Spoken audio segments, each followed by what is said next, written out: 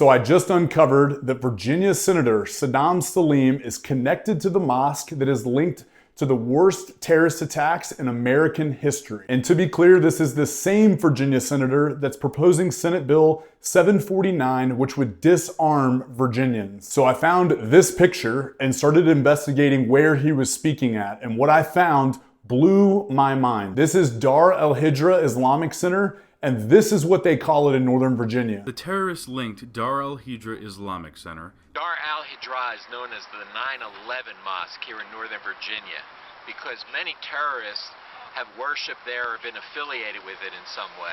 Every day, these people invite terrorists into our community. The reason why they call it this is because multiple of the 9/11 hijackers attended there, and the imam at the time was known as their spiritual leader. And this is just the tip of the iceberg. Anwar al-Awlaki, who was an imam or leader at the center, served as a key Al-Qaeda recruiter and spiritual advisor to the 9/11 hijackers. Also, Nadel Hassan attended there, and he was the one that conducted the Fort Hood shooting, killing 13 people. And the imam that was there at the time is also connected to the attempted assassination of President George Bush. Ahmad Omar Abu Ali attended, was a teacher and a camp counselor, convicted in providing materials for Al-Qaeda and conspiring to assassinate George Bush. Ahmed Omar Abu Ali was convicted of providing material support to Al-Qaeda and conspiring to assassinate President George Bush. Abdullah Halim Hassan was on the board and an executive member at the mosque, convicted of contempt and obstruction of justice for refusing to testify about financing Hamas, which conducted suicide bombings and rocket attacks on civilians, indicated for racketeering, conspiracy to support Hamas, and organizing a meeting of US-based Hamas supporters. Ismail Abergas worked to assist Hamas leaders and shared a bank account with them where he wired them $735,000. Sami al-Areen, who's a guest speaker at the mosque, pled guilty to conspiring to provide goods and services to Palestine Islamic Jihad, while Sheikh al-Said preached in favor of armed violent jihad, urging Muslims to arm themselves and fight back against perceived attacks on their faith and embrace being labeled terrorist for resisting. Mohammed al-Hanuti was a guest speaker and delivered a sermon calling for jihad while cursing America, Britain, and Jewish in support of violent resistance. Another imam there promoted female genitalia mutilation. And for everyone that remembers the US drone strike that was carried out by President Obama to take out a leader of a terrorist organization, guess who that terrorist organization leader was? He was a former imam at the very same mosque. At some point, you have to say that there's a common denominator here and that this mosque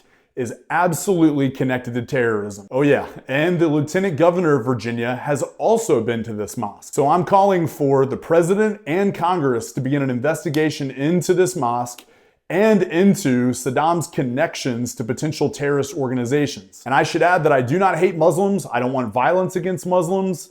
I think many of them are peaceful people, but there's too many connections here, and this is not Islamophobia. This is not me having an irrational fear. This is me being aware of the connections that are happening. And I want everyone to think of the irony of Saddam trying to push this narrative. But lately we have seen a troubling rise in Islamophobia across our nations and even here in Virginia, while he simultaneously campaigns and stands on the very same stage as men that have conducted some of the worst attacks in American history. And can you imagine if I was saying any of this back in 2002?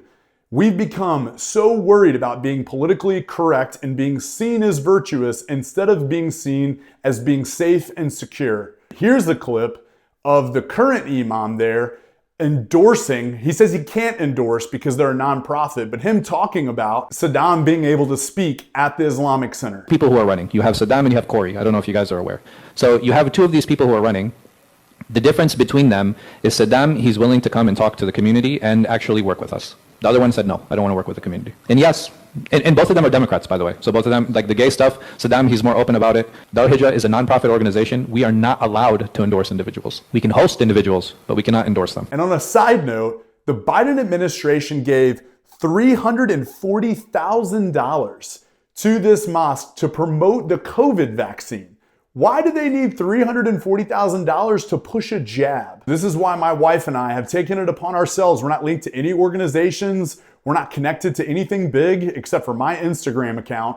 We are pushing this Second Amendment rally in Virginia at the state capitol on March 14th because we cannot stand by and just let these things continue to happen. They're so egregious. They're right in front of our face, and we're just supposed to be politically correct and ignore it. Imagine a few years in the future, extremist Muslims start carrying out terrorist attacks in Virginia and we don't have guns to defend ourselves. I want you to think about how insane that would be to come back to this moment and have the opportunity to do something about it. We would be fools to ignore what's happening inside of the United Kingdom and across the world about how Muslims are pushing the Islamic Caliphate across the world right now. They're getting into places of power and they are starting to implement Sharia law. If you think I'm crazy, go do your own research. And the last thing I'll say is that I'm in good mental and physical health and I carry everywhere I go. And my wife wanted me to say that at the end of this video. I got into this only a few months ago, 4 or 5 months ago, when Charlie Kirk was killed, because I saw what was happening to America and I didn't want to sit on the sidelines anymore, and I hope you don't either.